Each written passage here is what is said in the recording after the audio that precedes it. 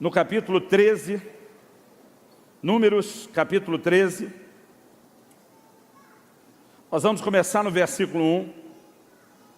Meu texto inicial hoje, ele é um pouco extenso, é importante que a gente leia ele todo.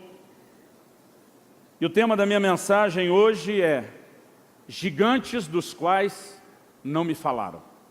Números, capítulo 13, vamos começar a partir do versículo 1. Disse o Senhor a Moisés: envia homens que espiem a terra de Canaã, que eu hei de dar aos filhos de Israel. De cada tribo de seus pais enviareis um homem, sendo cada qual príncipe entre eles. Enviou-os Moisés do deserto de Parã, segundo o mandado do Senhor, e todos aqueles homens eram cabeças dos filhos de Israel. Note o detalhe: príncipes, cabeças, um homem por tribo, de cada uma das 12 tribos, foi cuidadosamente selecionado para espiar a terra. Avance comigo para o versículo 17. Números 13, 17. Enviou-os, pois, Moisés a espiar a terra de Canaã e disse-lhes: subi ao Neguebe e penetrai nas montanhas.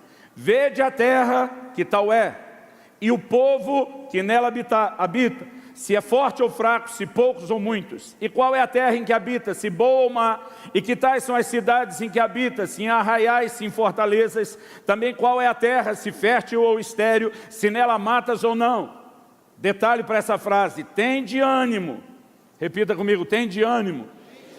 Ele diz assim: e trazei do fruto da terra. Eram aqueles dias, os dias das primícias das uvas. Verso 23. Depois de relatar o trecho que eles percorreram, a Bíblia diz: depois vieram até o vale de Escol, e dali cortaram um ramo de vide, com um cacho de uvas, o qual trouxeram 2 homens numa vara, como também romãs e figos. Esse lugar se chamou Vale de Escol por causa do cacho, que ali cortaram os filhos de Israel. 25. Ao cabo de 40 dias voltaram de espiar a terra. Caminharam e vieram a Moisés e Arão e a toda a congregação dos filhos de Israel no deserto de Parã, a Cádiz. Deram-lhes conta a eles e a toda a congregação e mostraram-lhes o fruto da terra. Deixa eu fazer uma pausa aqui. Se mostraram-lhes o fruto da terra, eu acho que era para não parecer história de pescador, como a gente diz no Brasil. A Bíblia diz: um cacho de uva, um cacho apenas, precisou ser carregado por 2 homens, uma verga, uma vara nos ombros. Eu fico tentando imaginar o tamanho da uva, uvas do tamanho de uma romã. Imagina você recebendo alguém em casa, André, e oferecendo: quer uma uva? O cara diz: só metade, né? Eles vêm e mostram, porque talvez não haveria nem crédito ao que eles diriam se eles não mostrassem isso. Vamos continuar lendo. Verso 27. Relataram a Moisés e disseram: fomos à terra que nos enviaste, e verdadeiramente mana leite e mel, e este é o fruto dela. E teria sido ótimo se eles parassem aqui. Verdadeiramente mana leite e mel, e esse é o fruto dela. Verso 28. O povo, porém, que habita nessa terra é poderoso, e as cidades muito grandes e fortificadas. Também vimos ali os filhos de Anak. 29, os amalequitas habitam na terra do Neguebe, os heteus, os jebuseus e os amorreus habitam na montanha, os cananeus habitam ao pé do mar e pela ribeira do Jordão. Então Caleb fez calar o povo perante Moisés e disse: eia, subamos e possuamos a terra, porque certamente prevaleceremos contra ela. Porém os homens que com ele tinham subido disseram: não poderemos subir contra aquele povo, porque é mais forte do que nós. E diante dos filhos de Israel, infamaram a terra que havia espiado, dizendo: a terra pelo meio da qual passamos a espiar é terra que devora os seus moradores. E todo o povo que vimos nela são homens de grande estatura. Também vimos ali gigantes. Os filhos de Anak são descendentes de gigantes. E éramos aos nossos próprios olhos como gafanhotos. E assim também o éramos aos seus olhos. Vamos fazer uma pausa antes de ler o início do capítulo 14, que também é muito importante. Olha para cá um pouco. Quando eles fazem a declaração que nós lemos no versículo 27, verdadeiramente a terra mana leite e mel, o que esses espias estão dizendo? A história que nós ouvimos de uma terra boa, confere. A gente foi lá e tudo é exatamente de acordo com aquilo que nos foi falado. É importante você perceber o momento histórico que eles estão vivendo. Deus faz uma promessa a Abraão, dizendo: eu vou dar essa terra a você e a sua descendência. Deus diz: mas eu não posso fazer isso agora. Antes de arrancar a terra dos cananeus para entregar a sua descendência, Deus diz: é necessário tempo. Ele diz: a medida da minha ira contra os cananeus ainda não se encheu. Então é necessário tempo. O Senhor diz: vou tirar a sua descendência do cenário.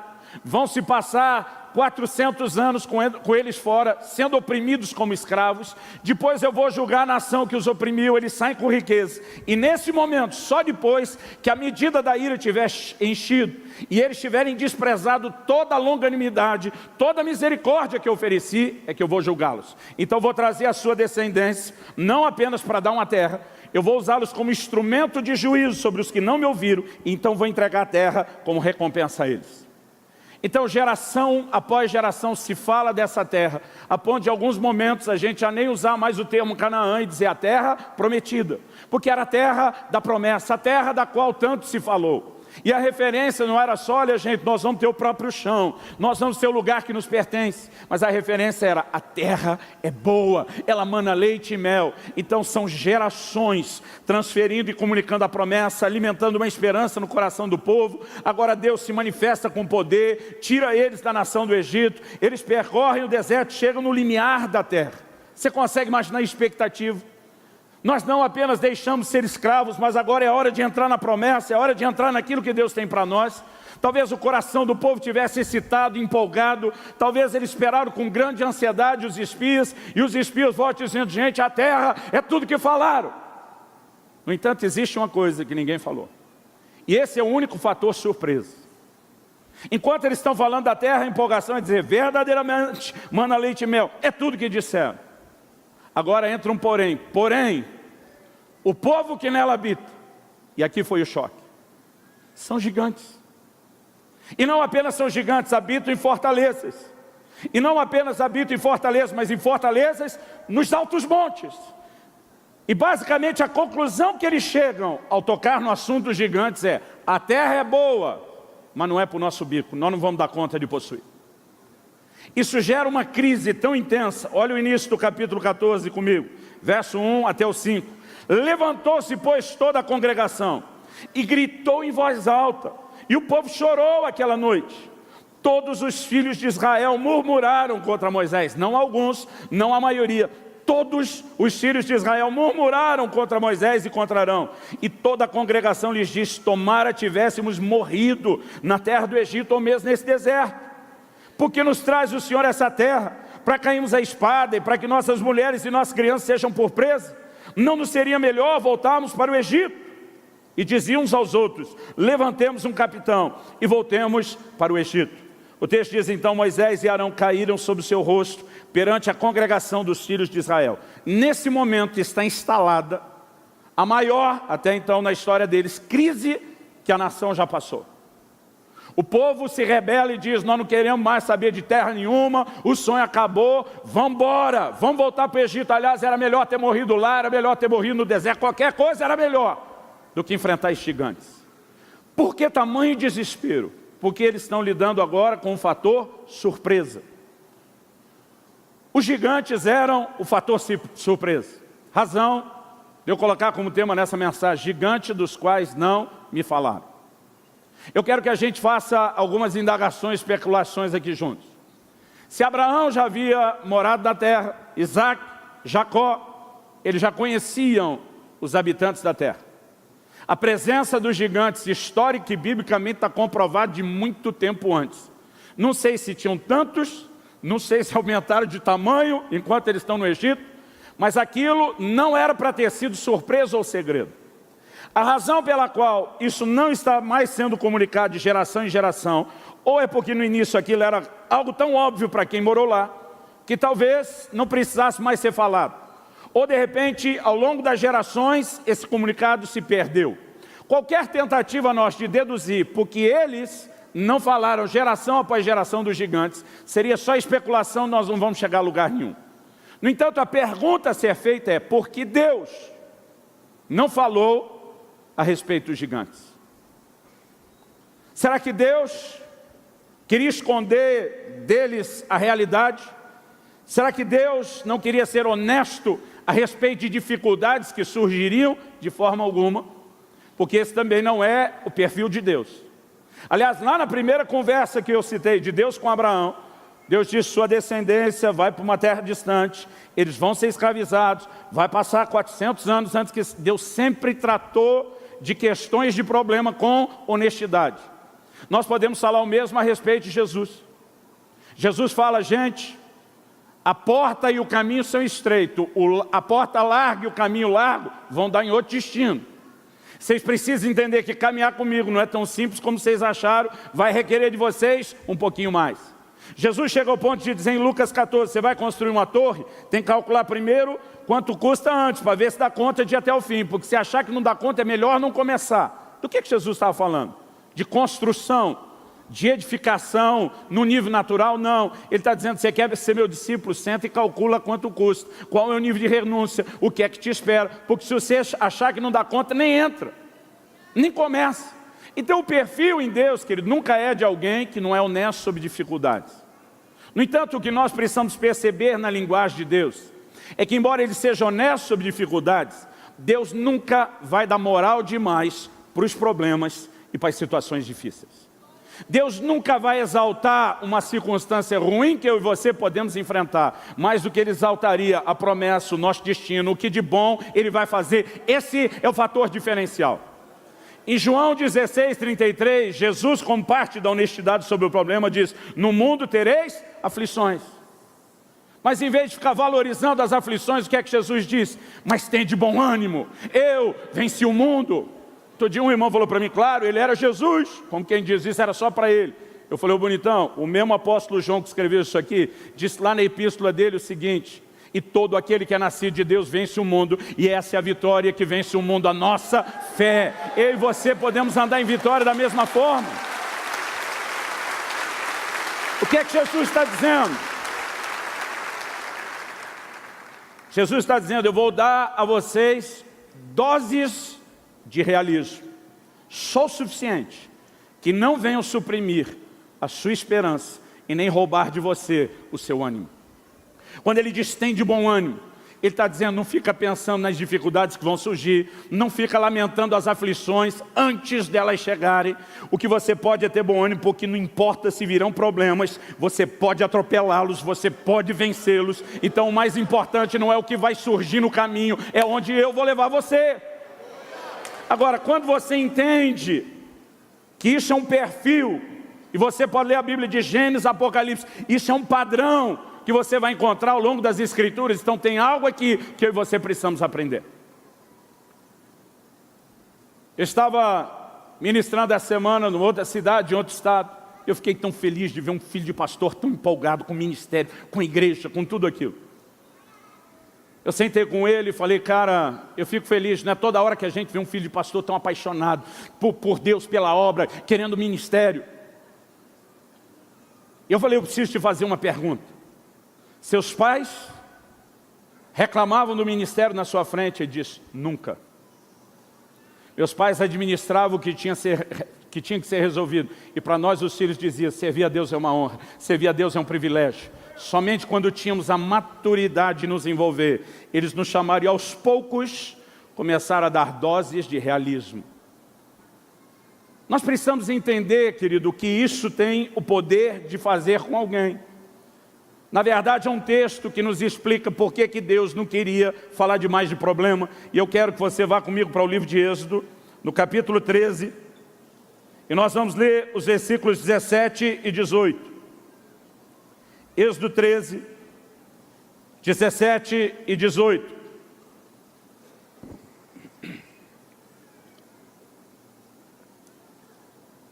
Nosso texto de Números fala de quando eles chegam no limiar da terra.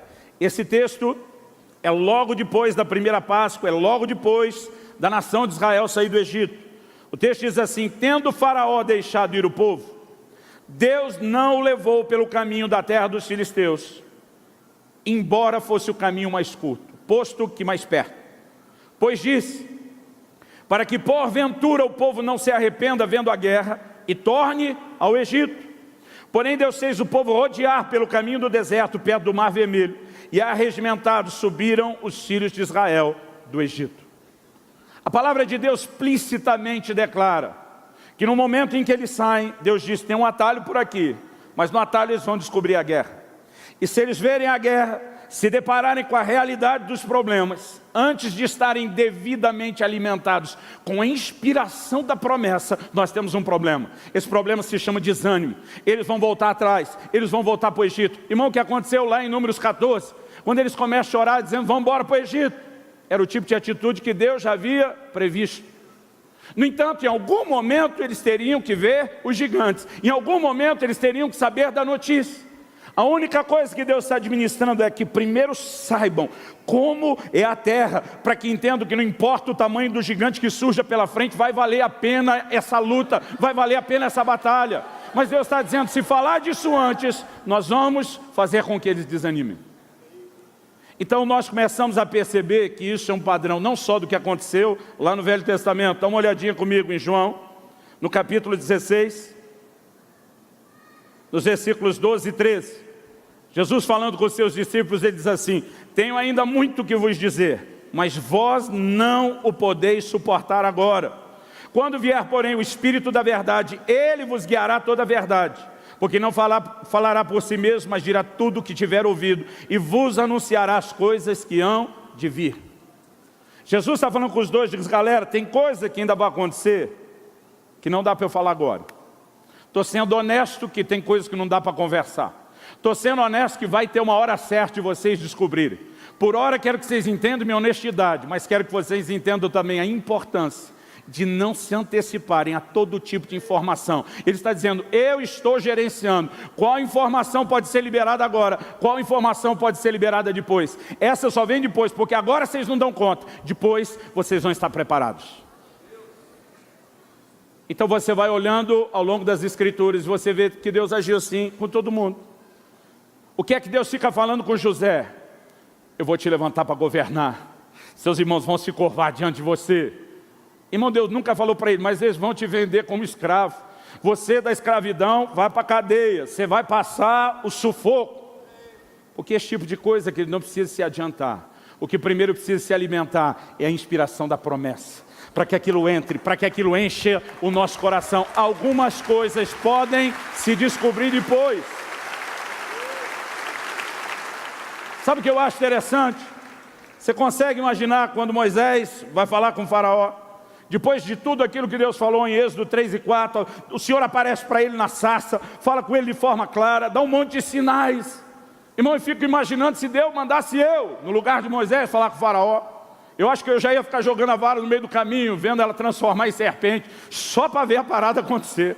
Eu acho que eu teria treinado umas 100 vezes antes de chegar na frente do faraó. Eu fico imaginando a ansiedade dele, coloca a mão para dentro da roupa, sai leprosa, uau, coloca de volta, está limpa, aleluia, graças a Deus. Eu fico imaginando a ansiedade de transformar a água em sangue. O próprio Deus te apareceu dizendo, vai que eu sou contigo. O cara está dizendo, eu não sei falar direito. Deus diz, eu serei com a sua boca. Irmão, Deus só está botando pilha no Moisés. Mas o que é que aconteceu quando Moisés chegou? Moisés, o faraó não deu atenção nenhuma. Piorou a vida do povo, dobrando a servidão, o peso do trabalho.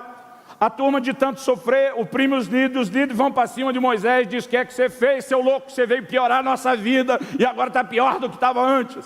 O que acontece com Moisés? Se você for rápido de endereço, olha comigo, Êxodo capítulo 5, verso 22, 23. Então Moisés, tornando-se ao Senhor, disse, Senhor, por que afligiste esse povo? Por que me enviaste? Pois desde que me apresentei a Faraó para falar-lhe em teu nome, ele tem maltratado esse povo, e tu de nenhuma sorte livraste o teu povo. Ele vai reclamar com Deus, dizendo, parece que o tiro saiu pela culatra, nada melhorou, só piorou, não está funcionando. E o cara que estava animado que só, agora está diante de Deus, cobrando Deus, desanimado, dizer, e aí, o que é que está acontecendo? Olha o capítulo 6, verso 1, que é a continuação. Disse o Senhor a Moisés, agora verás o que hei de fazer a Faraó, pois por mão poderosos deixará ir, e por mão poderosos lançará fora da sua terra. Sabe o que Deus diz, Moisés? Eu não vou ficar discutindo problema com você, olha para frente, enxerga pela fé, o que você vai ver é a minha mão intervindo. Deus diz, me recuso a conversar sobre esse problema que surgiu agora. Eu não falei que eu vou tirar o povo vai sair, ponto final. Enxerga o que vai acontecer lá na frente. Agora sabe o que acontece? Deus não falou de novo, tanto que o faraó ainda ia continuar resistindo. Mas ele disse, olha lá na frente, o que eu disse vai se cumprir. A minha palavra é fiel, eu velo sobre a minha palavra para fazê-la cumprir. Passarão os céus e a terra, mas a minha palavra não passará. Ele está dizendo, foca na promessa, deixe que isso alimente seu coração, deixe que isso enche você de fé. Então o que nós enxergamos, querido, ao longo da Escritura, é um padrão. Porque quando o assunto é conquista, Deus não quer que você dê moral para o gigante. Deus não quer que você valorize demais o problema. Deus não quer que você valorize demais aquilo que está por vir, em termos de aflições, de dificuldades, e não significa que elas não virão. Significa que Deus não quer que você deixe o desânimo ocupar seu coração antes da inspiração. Quem está entendendo, diga amém. Deixa eu ser honesto com você a respeito de algo. Outro dia alguém me disse, não pastor, a gente tem que ser realista. E eu perguntei para essa pessoa, o que é ser realista? Me defina o que é ser realista. E eu perguntei para ele, por que ser realista? Para que você viva só em função dos seus planos, para que você viva em função somente da sua capacidade, daquilo que você pode fazer, para que Deus não tenha espaço. Irmão, deixa eu te dizer, eu não prego o tipo de fé que é utópico, eu não digo para as pessoas que elas não têm que lidar com a realidade. Nós precisamos ter doses de realismo. O que a gente não pode é ter tanto realismo que não tem espaço para a fé, para o sobrenatural, para o milagre. E eu e você continuamos servindo a um Deus de manifestações poderosas. Então vamos levar isso para um outro terreno mais prático. Vamos falar da vida natural. Vamos tirar um pouco a parte da vida espiritual. Eu tenho 2 filhos. Israel, que está com 18 anos de idade nesse momento, vai fazer 19, e minha filha Alissa, que está com 15 para 16. Nós já estamos na fase onde já faz um bom tempo que a gente conversa cada vez mais à medida que eles amadurecem sobre alguns assuntos, entre eles, casamento. Eu já vi alguns pais estragando seus filhos. Talvez porque eles mesmos viveram uma experiência tão frustrante, que não falavam desse jeito, mas a mensagem era quase essa, como, pelo amor de Deus, se você puder escapar da bobagem que eu fiz, não case. Sabe o que é isso, querido? Isso não é realismo, isso já virou pessimismo, já virou incredulidade, já virou um coração partido estragando o outro. É lógico, querido, que nós precisamos entender que o casamento é um lugar onde também haverá dificuldade, não dá para negar isso. Aliás, um irmão outro dia me falou, pastor, esse negócio de casamento é muito difícil. Falei, não é o casamento que é difícil, é relacionamento que é difícil. Qualquer um, sendo casamento ou não. Eu falei, e para não parecer que quando falamos de relacionamento difícil é o outro, eu falei, difícil é você, difícil sou eu. Nós temos dificuldades de nos relacionar. Por quê?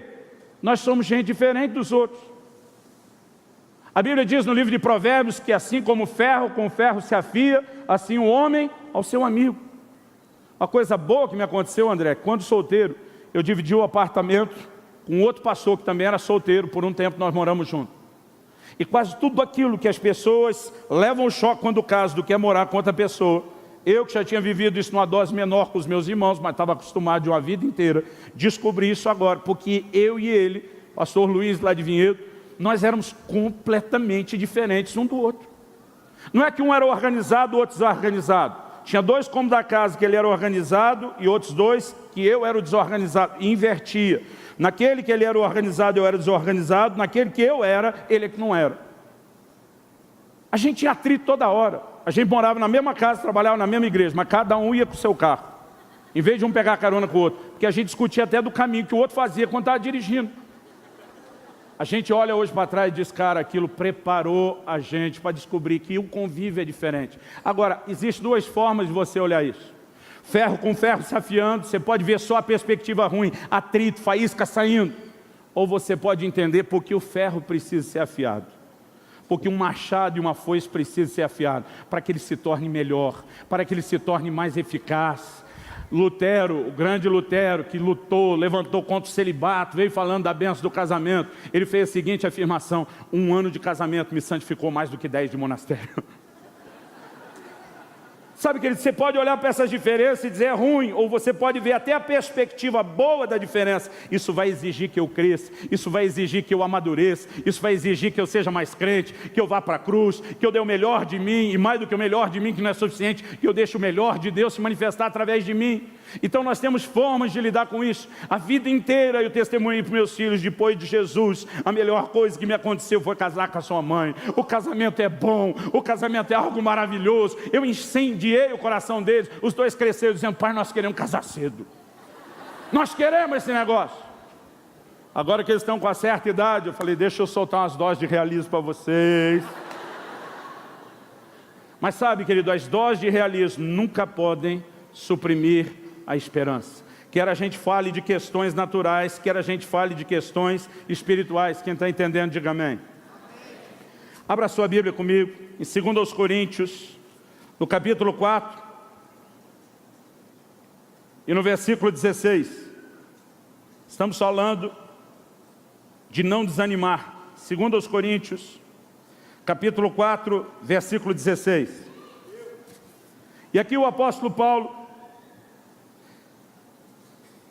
ele faz uma declaração para lá de ousada. Ela beira o inacreditável. Ele diz assim, por isso não desanimamos. Algumas versões dizem não desfalecemos. Por isso não desanimamos. Eu teve um dia que eu estava lendo esse negócio com calma, eu falei, peraí, esse negócio é possível mesmo. Alguém entrar num lugar que ele não sabe mal o que é desânimo. Ele ainda diz mais, pelo contrário. O que é o contrário de não desanimar? É você ficar animado. Ou como a gente diz na nossa gíria de crente lá no sul, aleluiado. Ele diz pelo contrário, além de não desanimar, ficamos animados. Agora vamos ver o contexto da afirmação. Ele diz mesmo que o nosso homem exterior se corrompe, contudo o nosso homem interior se renova de dia em dia. O apóstolo Paulo está dizendo que tem um contraste entre situações meramente naturais e situações espirituais. Olha o versículo 17. Ele diz, porque a nossa leve e momentânea tribulação produz para nós eterno peso de glória, acima de toda comparação. Diga comigo, acima de toda comparação. Sabe o que o apóstolo Paulo está dizendo? Ele não está dizendo, gente, eu não desanimo porque eu não tenho mais problema. Ele não está dizendo, eu não desanimo porque eu não enfrento mais momentos difíceis. Ele está dizendo, tribulação aparece. Mas ele olha para ela e chama de leve. Por que ele está falando de leve? Porque do outro lado ele está dizendo, aqui tem peso de glória. Estamos falando de alguém que viveu a época da balança romana, 2 pratos. E diz, isso aqui não dá para comparar com o que tem do lado de lá. O peso de glória aqui é tanto, está acima de comparação. Então eu olho para isso aqui e chamo de leve. Irmão, dá uma espiadinha em 2 Coríntios, a lista da leve e momentânea tribulação que ele passou. A maioria de nós não dava conta de enfrentar o começo.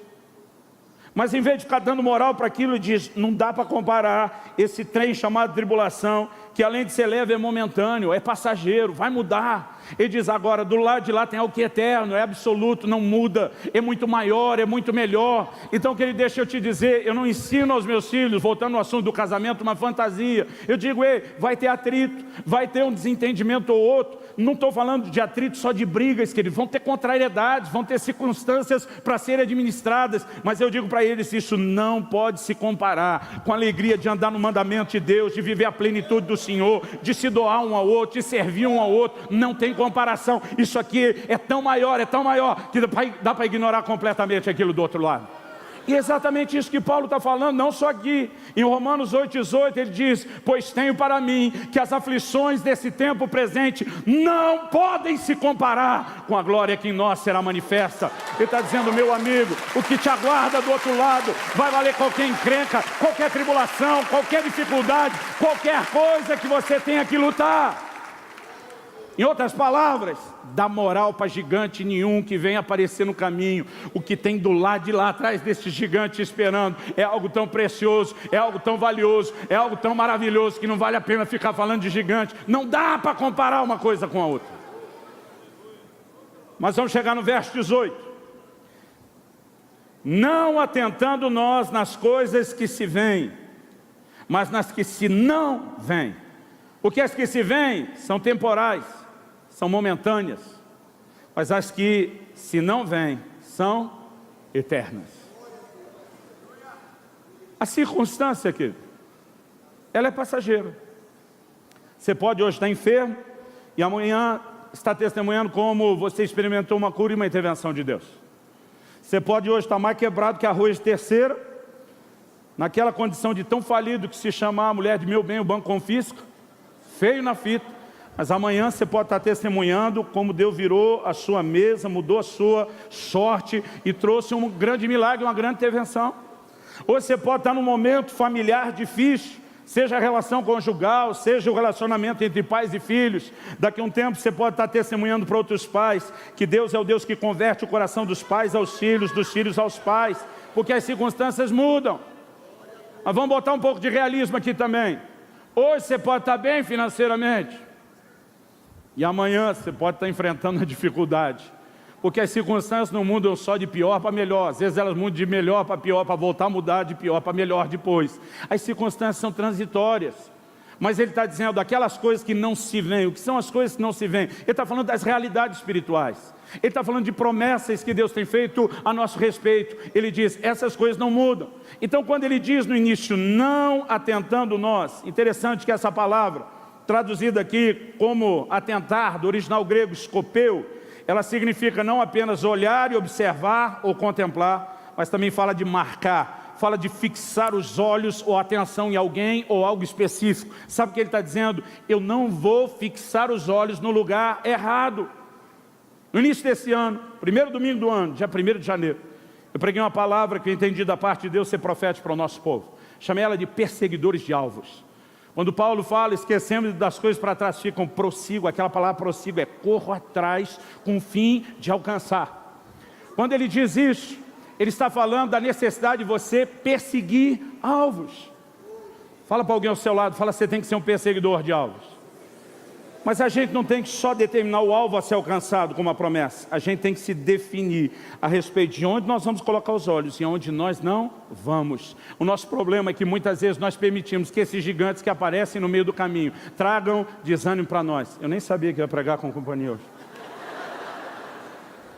Agora, eu quero te mostrar algo bem interessante. O apóstolo Paulo, você lembra que logo quando ele se converteu, vamos voltar no assunto aqui, de doses de realismo sem suprir a esperança. Volta para cá, volta para cá. Você lembra que logo que o apóstolo Paulo se converteu, qual foi a primeira palavra profética que ele recebeu? Deus falou umas coisas boas. Entre elas, eu vou te levar a pregar diante de reis. Você vai proclamar o evangelho aos gentios. Deus já estava dizendo para ele, eu vou te dar um ministério global, internacional. Mas Deus também bota as doses de realismo.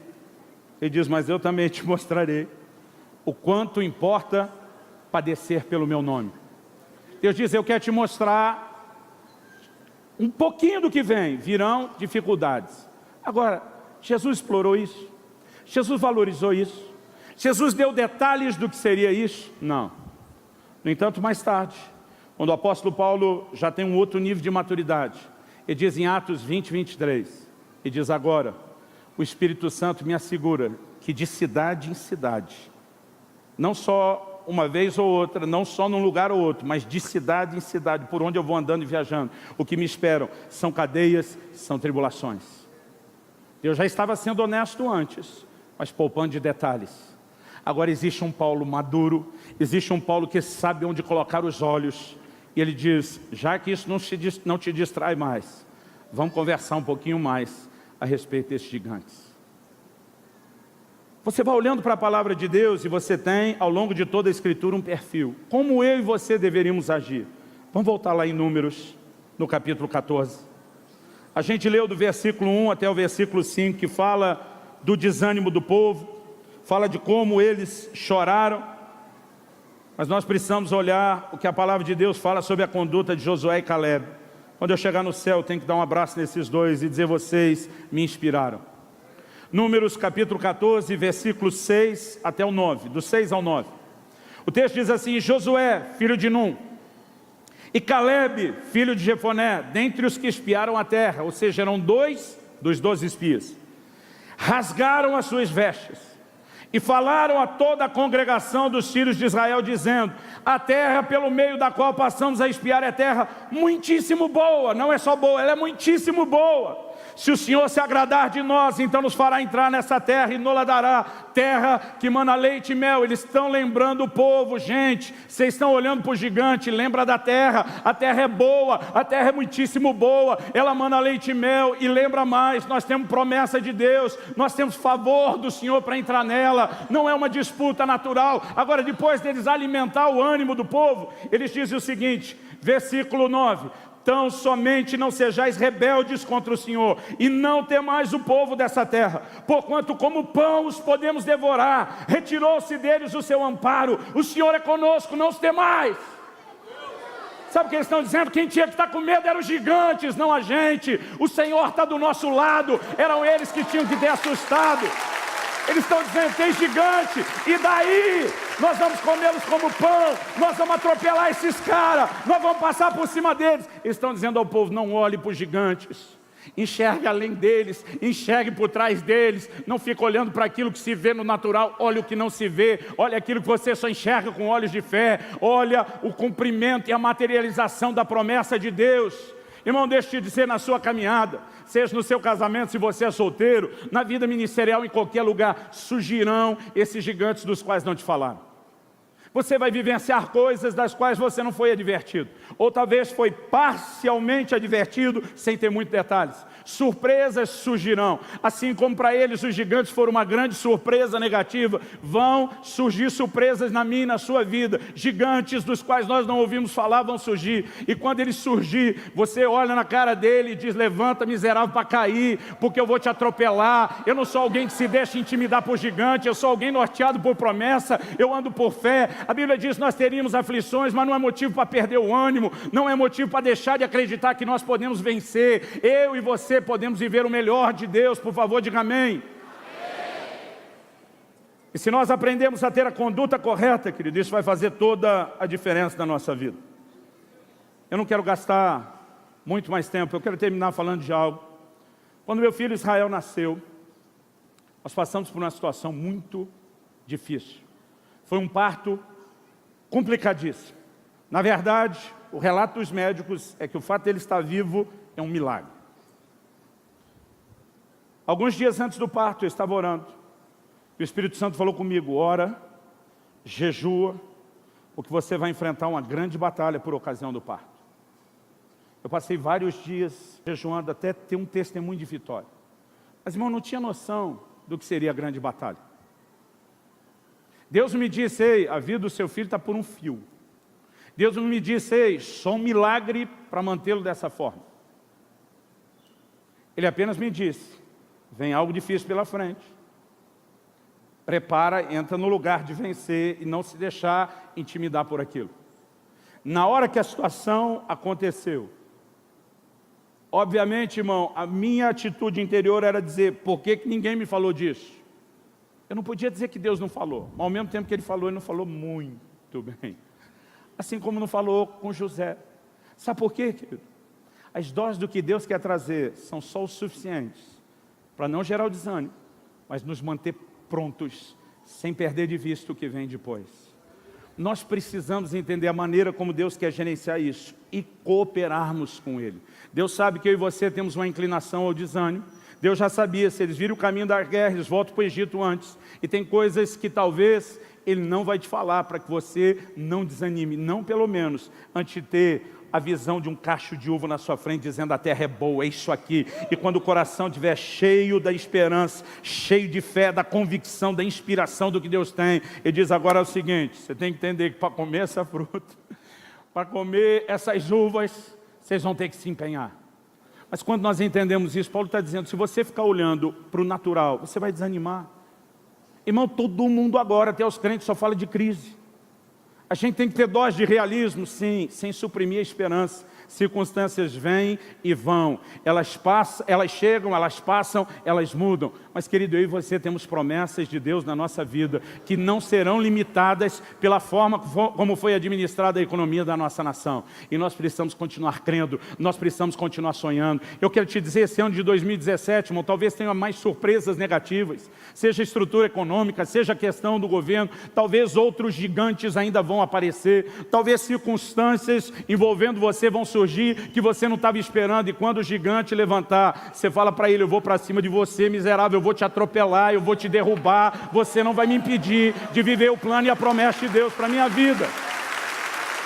Porque nós somos um povo de fé. Outro dia alguém falou para mim: eu não entendo por que vocês valorizam tanto ficar falando de fé. Eu falei: vou te dar 2 motivos. O primeiro deles é porque a Bíblia diz: sem fé é impossível agradar a Deus. Eu não sei você, falei para ele, mas eu quero agradar a Deus. Não tem nada mais importante para mim do que agradar a Deus. Em segundo lugar, Tiago diz: peça porém com fé, não duvidando.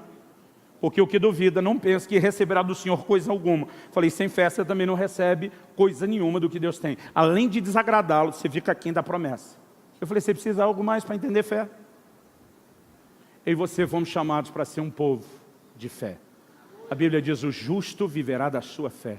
Nós não vamos viver, querido, só das doses de realismo. Nós vamos viver da inspiração da palavra de Deus no nosso coração, sabendo que venham as circunstâncias até que passem, nós ainda temos o sobrenatural à nossa disposição. Vamos ficar em pé e orar em nome de Jesus.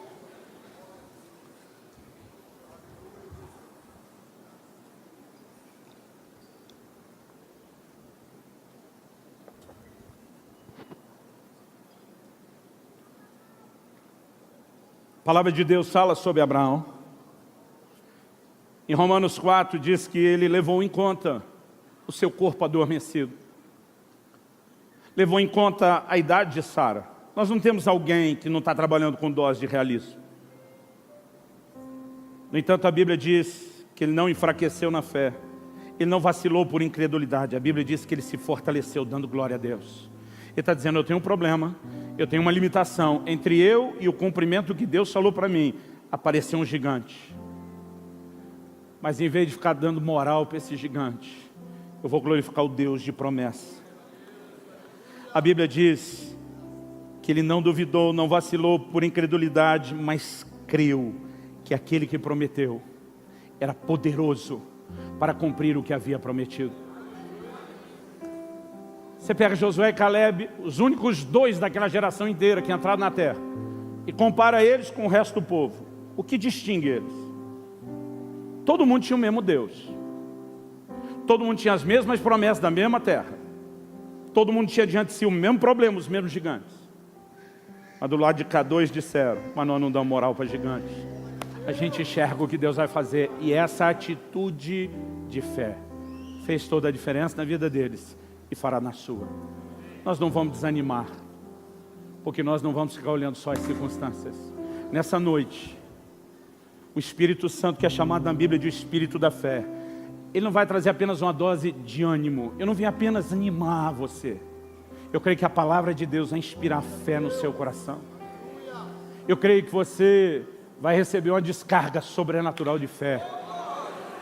E nós vamos sair pronto para o que vier. E não importa se aparecerão gigantes dos quais não nos falaram. O que tinha que ser dito já foi. Nós temos promessas, isso é o que importa. Meu Deus, eu oro por cada um dos meus irmãos e irmãs neste lugar, por aqueles que nos acompanham à distância, pela televisão, pela internet, ou depois por um contato com essa palavra gravada. Que o Espírito Santo vivifique o coração de cada um deles em fé. Renove a consciência das promessas e da realidade da Tua palavra. Pai, nós oramos que tudo aquilo que tentou se instalar como condição de desânimo por atentar demais nos gigantes que não foram falados antes, e já não se falou demais neles porque eles não merecem tanta atenção. Nós oramos que haja uma nova atitude, que haja uma nova conduta, por escolha, por decisão, por posicionamento de cada um deles. Mas nós oramos, Pai, que o Teu Espírito possa renovar o coração de cada um deles. mesmo aqueles, ó Deus, que reconhecem que olharam para onde não deveriam e se deixaram desanimar, nós oramos que nessa hora, de forma sobrenatural, o coração deles seja encorajado, seja fortalecido. Nós oramos pelo sopro do Teu Espírito, o Espírito da fé, sobre cada um deles, em nome de Jesus. E nós oramos que comecem as Tuas intervenções. Nós oramos que o Teu poder se manifeste. Nós oramos pela Tua mão forte, agindo em favor de cada um deles, em nome de Jesus e para a glória de Deus. Em nome do Senhor Jesus e para a glória de Deus. Se você crê e concorda, diga amém. Se você recebe essa palavra, diga: eu recebo em nome de Jesus. Vira para o irmão ao seu lado e fala: vamos atropelar gigante, meu irmão. Em nome de Jesus. Em nome de Jesus. Glória a Deus. Foi um prazer servi-los à mesa do Senhor. Aleluia. Deus te abençoe. Acabar com esse gigante, dá glória a Deus quem crê nisso essa noite. Aleluia. A nossa realidade é a promessa. Havia morado da terra, Isaac, Jacó, eles já conheciam os habitantes da terra. A presença dos gigantes, histórica e biblicamente, está comprovado de muito tempo antes. Não sei se tinham tantos, não sei se aumentaram de tamanho enquanto eles estão no Egito, mas aquilo não era para ter sido surpresa ou segredo. A razão pela qual isso não está mais sendo comunicado de geração em geração, ou é porque no início aquilo era algo tão óbvio para quem morou lá, que talvez não precisasse mais ser falado. Ou de repente, ao longo das gerações, esse comunicado se perdeu. Qualquer tentativa nossa de deduzir porque eles não falaram geração após geração dos gigantes, seria só especulação, nós não vamos chegar a lugar nenhum. No entanto, a pergunta a ser feita é: por que Deus não falou a respeito dos gigantes? Será que Deus queria esconder deles a realidade? Será que Deus não queria ser honesto a respeito de dificuldades que surgiriam? De forma alguma, porque esse também não é o perfil de Deus. Aliás, lá na primeira conversa que eu citei de Deus com Abraão, Deus disse: sua descendência vai para uma terra distante, eles vão ser escravizados, vai passar 400 anos antes que... Deus sempre tratou de questões de problema com honestidade. Nós podemos falar o mesmo a respeito de Jesus. Jesus fala: gente, a porta e o caminho são estreitos, a porta larga e o caminho largo vão dar em outro destino. Vocês precisam entender que caminhar comigo não é tão simples como vocês acharam, vai requerer de vocês um pouquinho mais. Jesus chega ao ponto de dizer em Lucas 14, você vai construir uma torre, tem que calcular primeiro quanto custa antes, para ver se dá conta de ir até o fim, porque se achar que não dá conta é melhor não começar. Do que Jesus estava falando? De construção, de edificação no nível natural? Não. Ele está dizendo: você quer ser meu discípulo? Senta e calcula quanto custa, qual é o nível de renúncia, o que é que te espera, porque se você achar que não dá conta, nem entra, nem começa. Então o perfil em Deus, querido, nunca é de alguém que não é honesto sobre dificuldades. No entanto, o que nós precisamos perceber na linguagem de Deus é que, embora Ele seja honesto sobre dificuldades, Deus nunca vai dar moral demais para os problemas e para as situações difíceis. Deus nunca vai exaltar uma circunstância ruim que eu e você podemos enfrentar, mais do que Ele exaltaria a promessa, o nosso destino, o que de bom Ele vai fazer. Esse é o fator diferencial. Em João 16:33, Jesus, como parte da honestidade sobre o problema, diz: no mundo tereis aflições. Mas em vez de ficar valorizando as aflições, o que é que Jesus diz? Mas tem de bom ânimo, eu venci o mundo. Outro dia um irmão falou para mim: claro, ele era Jesus, como quem diz, isso era só para ele. Eu falei: ô bonitão, o mesmo apóstolo João que escreveu isso aqui, disse lá no capítulo 13, Números capítulo 13, nós vamos começar no versículo 1. Meu texto inicial hoje, ele é um pouco extenso, é importante que a gente leia ele todo. E o tema da minha mensagem hoje é: gigantes dos quais não me falaram. Números capítulo 13, vamos começar a partir do versículo 1. Disse o Senhor a Moisés: envia homens que espiem a terra de Canaã, que eu hei de dar aos filhos de Israel. De cada tribo de seus pais enviareis um homem, sendo cada qual príncipe entre eles. Enviou-os Moisés do deserto de Parã, segundo o mandado do Senhor, e todos aqueles homens eram cabeças dos filhos de Israel. Note o detalhe, príncipes, cabeças. Um homem por tribo, de cada uma das 12 tribos, foi cuidadosamente selecionado para espiar a terra. Avance comigo para o versículo 17. Números 13 e 17. Enviou-os, pois, Moisés a espiar a terra de Canaã e disse-lhes: subi ao Neguebe e penetrai nas montanhas. Vede a terra que tal é, e o povo que nela habita, se é forte ou fraco, se poucos ou muitos. E qual é a terra em que habita, se boa ou má, e que tais são as cidades em que habita, se em arraiais, se em fortalezas. Também qual é a terra, se fértil ou estéril, se nela matas ou não. Detalhe para essa frase: tende ânimo. Repita comigo: tende ânimo. Ele diz assim: e trazei do fruto da terra. Eram aqueles dias, os dias das primícias das uvas. Verso 23, depois de relatar o trecho que eles percorreram, a Bíblia diz: depois vieram até o vale de Escol, e dali cortaram um ramo de vide, com um cacho de uvas, o qual trouxeram 2 homens numa vara, como também romãs e figos. Esse lugar se chamou Vale de Escol, por causa do cacho, que ali cortaram os filhos de Israel. 25. Ao cabo de 40 dias voltaram de espiar a terra. Caminharam e vieram a Moisés e Arão e a toda a congregação dos filhos de Israel no deserto de Parã, a Cádiz. Deram-lhes conta a eles e a toda a congregação e mostraram-lhes o fruto da terra. Deixa eu fazer uma pausa aqui. Se mostraram-lhes o fruto da terra, eu acho que era para não parecer história de pescador, como a gente diz no Brasil. A Bíblia diz: um cacho de uva, um cacho apenas, precisou ser carregado por 2 homens, com uma verga, uma vara nos ombros. Eu fico tentando imaginar o tamanho da uva, uvas do tamanho de uma romã. Imagina você recebendo alguém em casa, André, e oferecendo: quer uma uva? O cara diz: só metade, né? Eles vêm e mostram, porque talvez não haveria nem crédito ao que eles diriam se eles não mostrassem isso. A epístola dele é o seguinte: e todo aquele que é nascido de Deus vence o mundo, e essa é a vitória que vence o mundo, a nossa fé. Eu e você podemos andar em vitória da mesma forma. O que é que Jesus está dizendo? Jesus está dizendo: eu vou dar a vocês doses de realismo, só o suficiente, que não venham suprimir a sua esperança e nem roubar de você o seu ânimo. Quando ele diz tem de bom ânimo, ele está dizendo: não fica pensando nas dificuldades que vão surgir, não fica lamentando as aflições antes delas chegarem.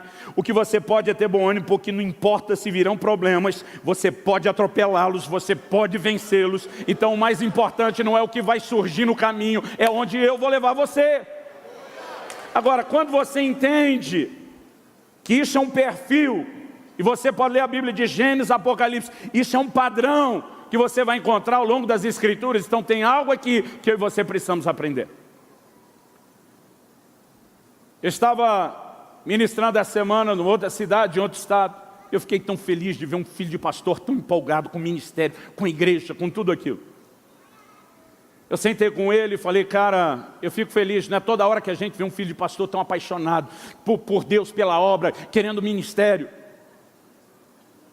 Eu falei: eu preciso te fazer uma pergunta. Seus pais reclamavam do ministério na sua frente? Ele disse: nunca. Meus pais administravam o que tinha que ser resolvido. E para nós os filhos diziam: servir a Deus é uma honra, servir a Deus é um privilégio. Somente quando tínhamos a maturidade de nos envolver, eles nos chamaram, e aos poucos começaram a dar doses de realismo. Nós precisamos entender, querido, que isso tem o poder de fazer com alguém. Na verdade, é um texto que nos explica por que Deus não queria falar demais de problema. E eu quero que você vá comigo para o livro de Êxodo, no capítulo 13. E nós vamos ler os versículos 17 e 18. Êxodo 13, 17 e 18.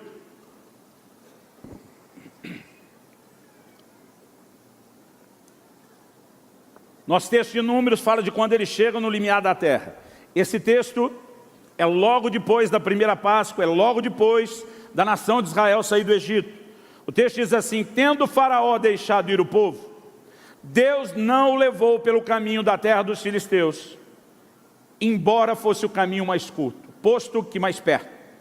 Pois disse: para que porventura o povo não se arrependa vendo a guerra e torne ao Egito. Porém Deus fez o povo rodear pelo caminho do deserto, perto do Mar Vermelho. Vamos continuar lendo. Verso 27. Relataram a Moisés e disseram: fomos à terra que nos enviaste, e verdadeiramente mana leite e mel, e este é o fruto dela. E teria sido ótimo se eles parassem aqui. Verdadeiramente mana leite e mel, e esse é o fruto dela. Verso 28. O povo, porém, que habita nessa terra é poderoso, e as cidades muito grandes e fortificadas. Também vimos ali os filhos de Anak. 29, os amalequitas habitam na terra do Neguebe, os heteus, os jebuseus e os amorreus habitam na montanha, os cananeus habitam ao pé do mar e pela ribeira do Jordão. Então Caleb fez calar o povo perante Moisés e disse: eia, subamos e possuamos a terra, porque certamente prevaleceremos contra ela. Porém os homens que com ele tinham subido disseram: não poderemos subir contra aquele povo, porque é mais forte do que nós. E diante dos filhos de Israel, infamaram a terra que havia espiado, dizendo: a terra pelo meio da qual passamos a espiar é terra que devora os seus moradores. E todo o povo que vimos nela são homens de grande estatura. Também vimos ali gigantes. Os filhos de Anak são descendentes de gigantes. E éramos aos nossos próprios olhos como gafanhotos. E assim também o éramos aos seus olhos. Vamos fazer uma pausa antes de ler o início do capítulo 14, que também é muito importante. Olha para cá um pouco. Quando eles fazem a declaração que nós lemos no versículo 27, verdadeiramente a terra mana leite e mel, o que esses espias estão dizendo? A história que nós ouvimos de uma terra boa, confere. A gente foi lá e tudo é exatamente de acordo com aquilo que nos foi falado. É importante você perceber o momento histórico que eles estão vivendo.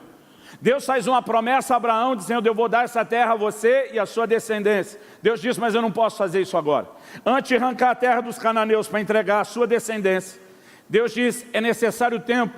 Ele diz: a medida da minha ira contra os cananeus ainda não se encheu.